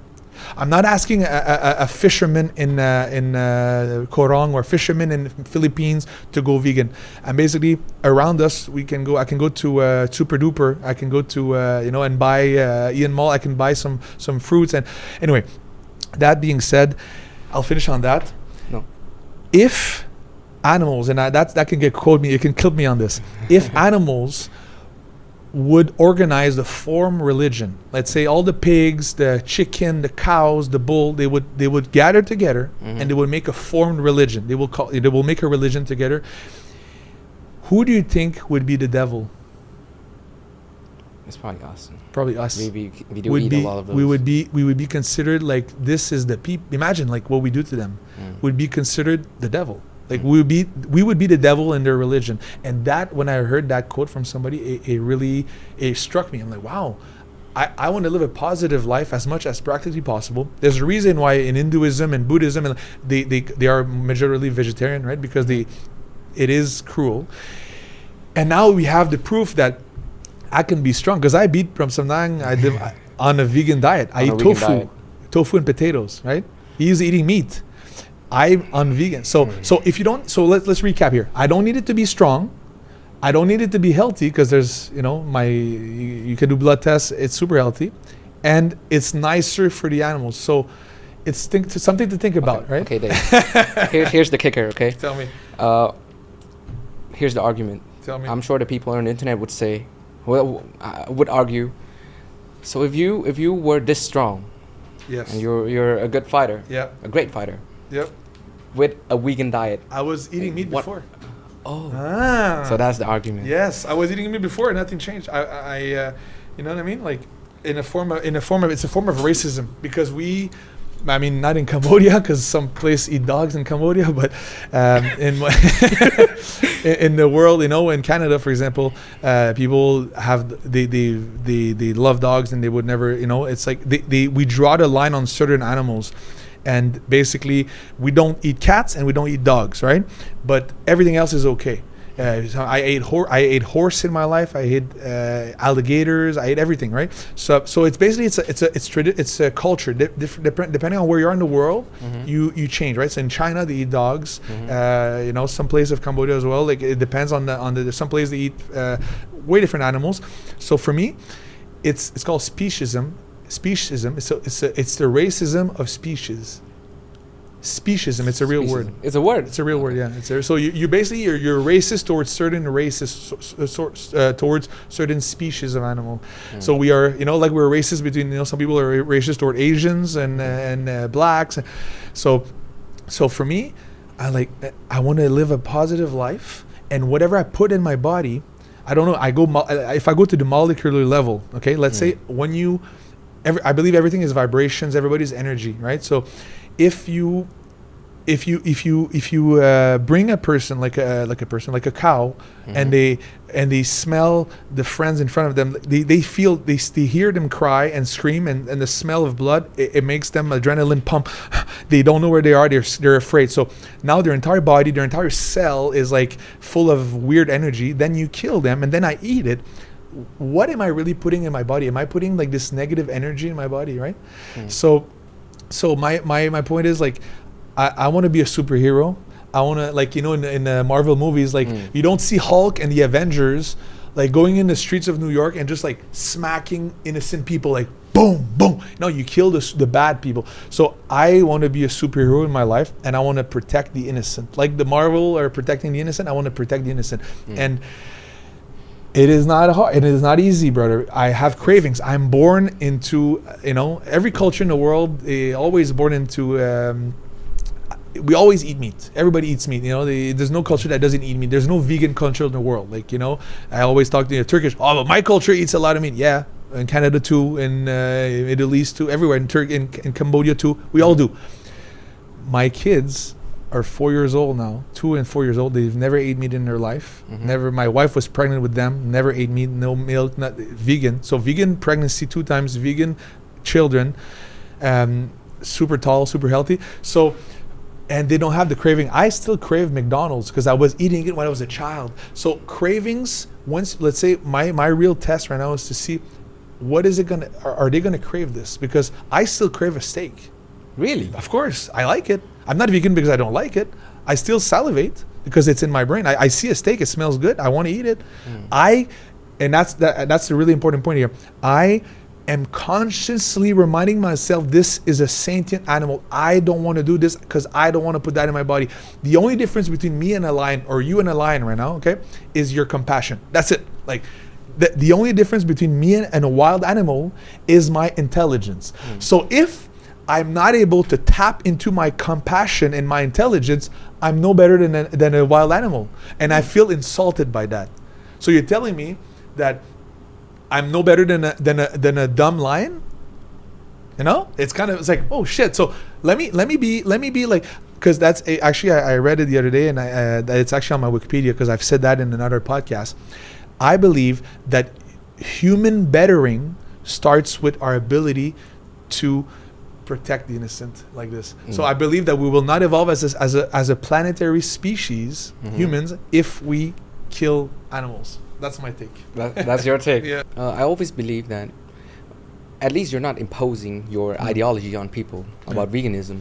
However, do you think it's a privilege? Yes, I think it is. That's why I say I specify that I don't expect, let's say, a fisherman in Indonesia or a farmer in rural Cambodia to be it. I believe that if we're in civilization, if we're in society, we could do it.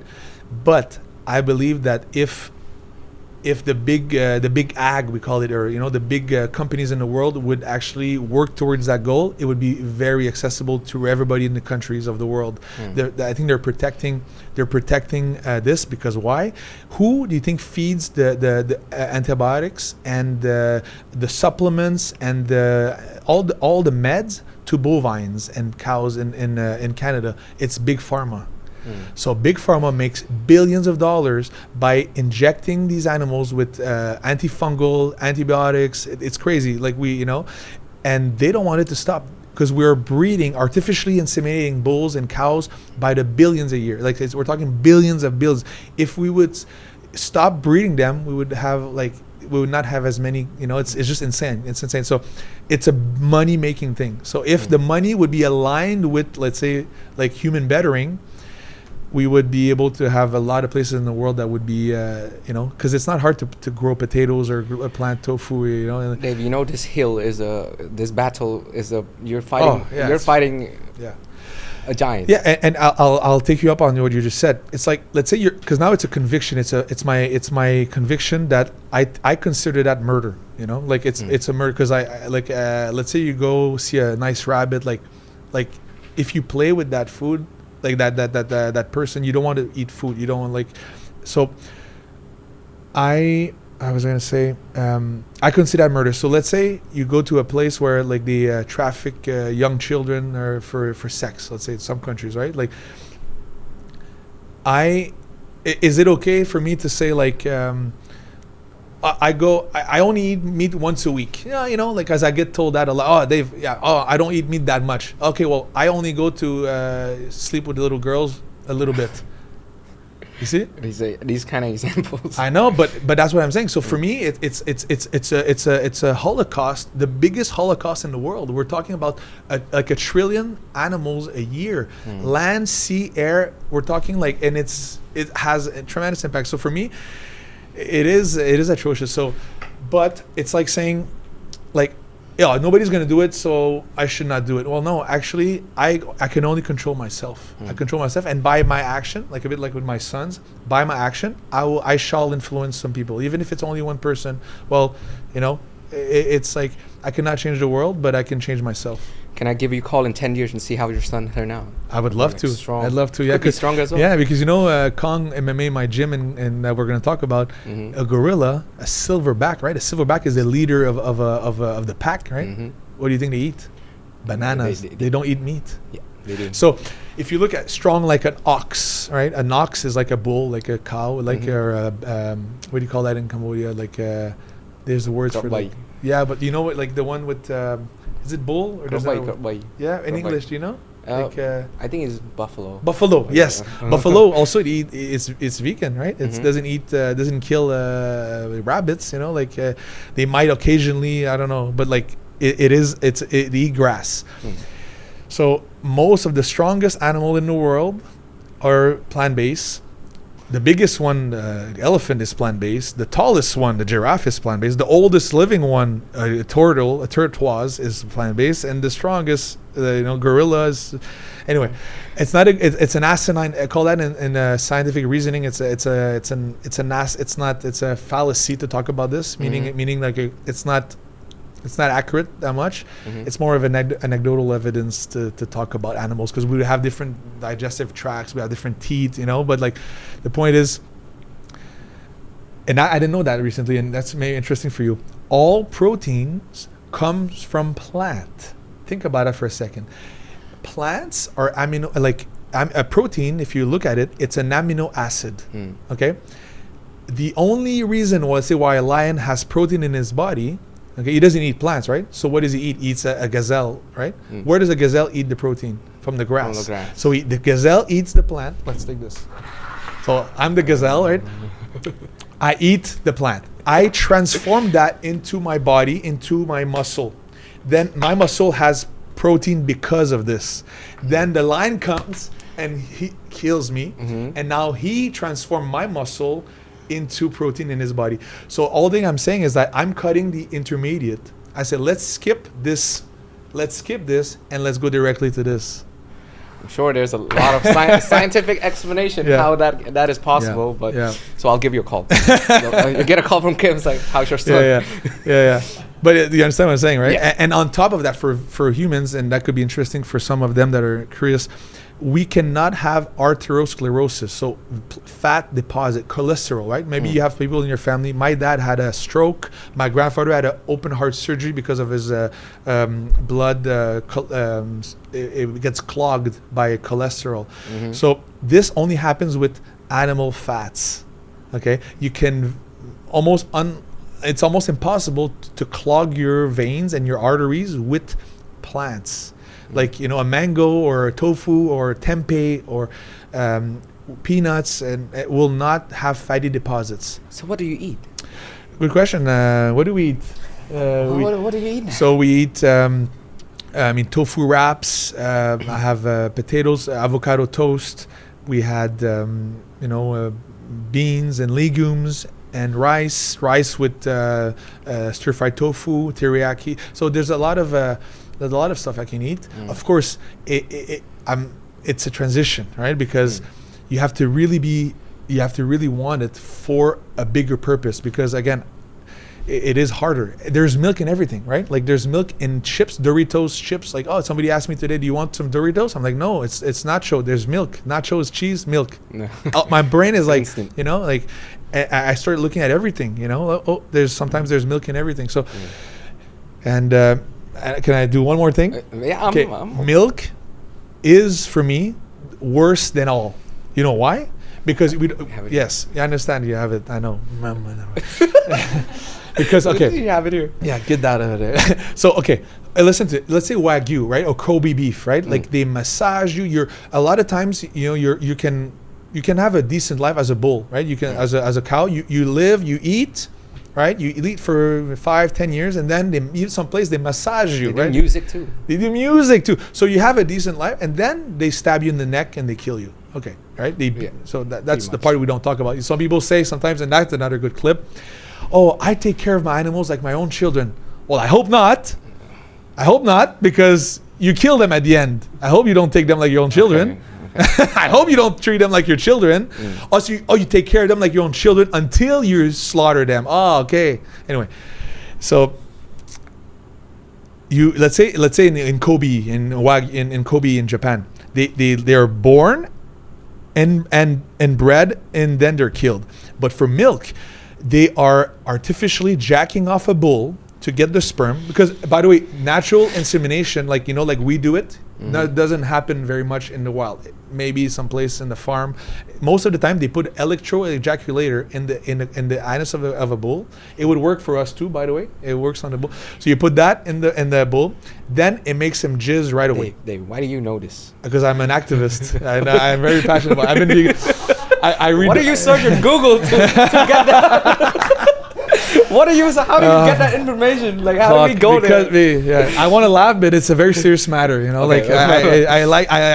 know the joke. I feel it. I don't remember. I see this as murder. So for me, it's like so it's not. It's a serious thing. But you're right. But I'm deep into it. So literally deep into it. So you put that, and then he jizzes right away, and then the farmer takes that and puts it manually, always manually, into the vagina of the cow. Then she gets pregnant. Okay, and it's very, like, you have to rub it, like it's bestiality. It's a bit weird, but anyway. Yeah. Okay, now she's pregnant, and it's the same time as like us humans. It's 9 months. Okay, she starts growing a baby. She gets emotionally attached to it. She gets, like, it's a very beautiful. I have 2 kids, and I saw my wife. She gets really attached to their belonging, their offspring. But then what we do, beautiful humans that we are, as soon as she gives birth, we check, is it a guy or a girl? Right? If it's a guy, he's almost always killed on the spot for veal. Veal, I don't know, how do you say veal in Khmer? It's like, she said, and that's because it's more tender, right? Like, it's tender. So we killed it. It's a baby cow, right? He's like 2 days old, like 10 days old. So we kill that because we love a good tender meat, right? So we kill a baby. By the way, guys are treated like shit in the animal industry. Chickens are killed on the spot in a blender. Like, if you're a guy, you're killed. If you're a girl, you're gonna make eggs. But if you're a guy, you're killed. If you're a veal, you get killed. So guys are like, we don't give a fuck about guys. Girls, they're making mission. So the girl, if it's a baby cow, she's gonna be like her mom. She's gonna get grown, and then she's gonna get raped, and she's gonna get impregnated. So now, usually, these cows, they live until 20 years old, but in the milk industry, they usually, if they get pregnant many times, okay, they die after 5 years usually. They call that like a downer. She goes down. She's a downer, and then she's killed for meat. So almost every, and I'm talking about Canada, America, I don't know how in Cambodia, but almost every cow, every meat that you see in the supermarket for like a steak or whatever, is a cow that you've drank milk from. You know, so you most likely have drank milk. So they get like a shitty life and get their baby stolen away many times, which I don't even understand the atrocities and how much it feels, the mental trauma, and then they're killed for meat. I'd rather be just killed for meat than just. So I think milk is double the pain. Right. I should have told that in the text when we reached out to you, because but I know it sounds annoying because you're like, oh fuck, we don't want to talk about this. I agree. You know what? I was living in Dubai and I went to Nusret. You know the Salt Bay guy? Oh yeah. So I went to Salt Bay and I was putting my phone on my steak, okay, and I was #vegan on my story because I think there's 3 steps to truth in life, whatever it is, okay? First, it's ridicule. I was ridiculing the vegans, right? Look at that. I'm at the steakhouse in Dubai. So first is ridicule. Second is violent opposition. I remember my wife said, I was living in Phuket in Thailand at the time. She's like, babe, I really would like to be vegetarian. It's more healthy. I said, no, I'm a man. I eat meat.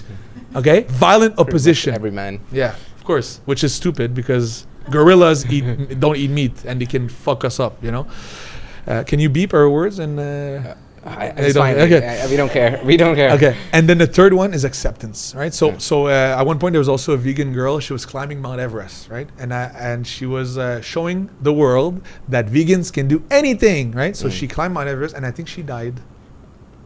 Okay, and now she made it, and then on the way she died. I don't really know, but the point is, I don't know if she made it. I don't know. But then I was one of the meat eaters that would laughing. I'm like, haha, there you go. I was using that as like justification for my diet, right? I was like, you see? You see, they're weak. They're weak. The vegans are so weak. But then I started looking at, our brain always it's called selective choice. I looked at how many people die climbing Mount Everest. Thousands, right? True. And how many of them are meat eaters? Probably all of them. Yeah. You know what I mean? So anyway, it's just funny how the brain works sometimes. So that's my philosophy. But I would feel like it takes people sometimes like me in the world to like if I just don't talk, then nothing changed. Like I have to at least say it, and then some people it might wake up somebody, and that's how the world grows. Veganism. Okay. There's a similarity with all the guests is that they don't eat and they have high energy like you. You see, I don't know if you right? noticed, but yeah. That's a similarity from all the guests that came here. If they have on an empty stomach, they're just everything's going. I think you're right, and because your body becomes alert. My body, like the food I'm gonna get later is gonna taste so good. It's gonna be. I think, and that's not me. I'm just don't kill the messenger here. The studies are very clear that the more you eat, the less longer you live. It makes sense. Because your body's become like, if you always eat, you're always like full. Your body becomes a little bit like, it's, I don't hunt. If you're hungry, you need to go hunt. You're always awake. You're like on, so your body's alert.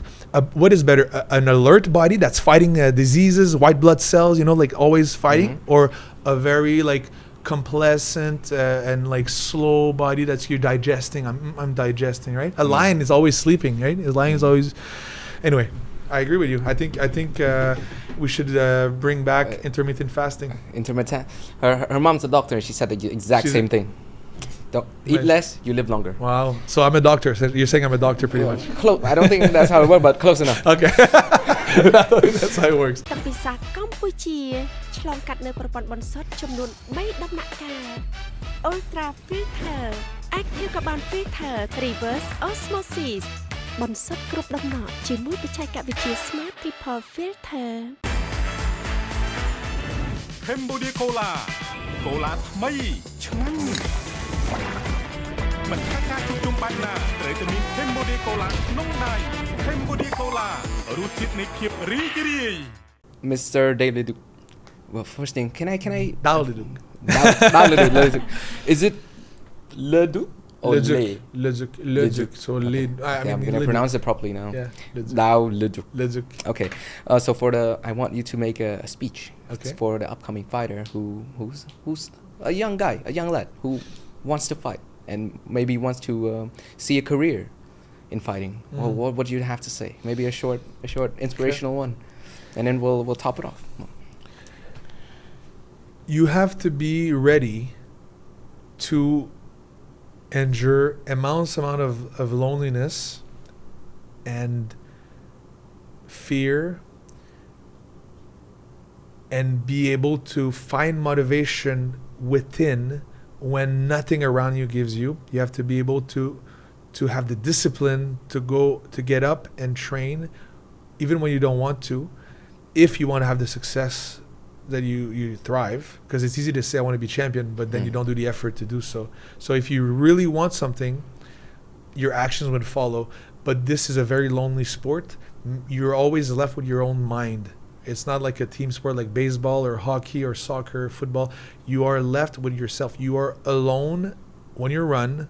You're with your mind. So you're always basically talking to yourself. It's like schizophrenia almost. You know, you're just like talking to yourself. Like you're running and like you're like, okay, one more. The best fighters are gonna be able to motivate themselves and push themselves without a coach sometimes. You know, like many times I'm without a coach and I'm just like lifting weights or I'm punching and like. You could stop now. Like nobody's stopping you from like nobody will stop you. You have to say one more. But where does that one more come from? It comes from your why. So your why, WHY. What's your why? You have to have a bigger why. My why was to show myself that I was strong, even though I'm not a big guy. You know, my why was to show the world that I'm strong and to show my parents that I'm a winner. I wanted to win at all costs, I guess as a form of revenge. So my why, maybe it's not healthy, was a revenge why. So find your why. That's my guess. And that's good for business. That's good for anything. Why? Why do you want to have a podcast? Why do you want to you have a family? Why do you want to work? Why do you want to be a fighter? If everything in life, that's why I say fighting is a parallel to life. Everything in life worth having takes time. Whatever it's a belt, a million views podcast, a mall, a building, whatever you want, takes time. And it's how much you want it. So if you cannot have a strong enough why, you'll not do it because you're going to quit at the first occasion. But if you want to be a BJJ champion, a Kunkamai champion, you have to have a reason why. So find your why is the number one thing. Nothing else matters if you don't know your why. Why do you want to do it? And you'll figure out the how. There you go. That's and at that, thank you, Mr. Leduc, for coming on the podcast. And that's it. Yes, sir. And now let's do it one like this to see the meat eater against the vegan. Who's the strongest? One, two. There you go. You tell me when you start. Continue. Now, guys, put the frame. Thank you so much. Thank you, bro. I push up here. I go on the side. Yep. And then I go. So do it to me. So go. Put your hand like this. Yep. Both hands together. Yep. And use your back muscle. Yep. To squeeze my temple leg. So use your temple. Come on. Strong. Maximum. Give it everything you have. Come on.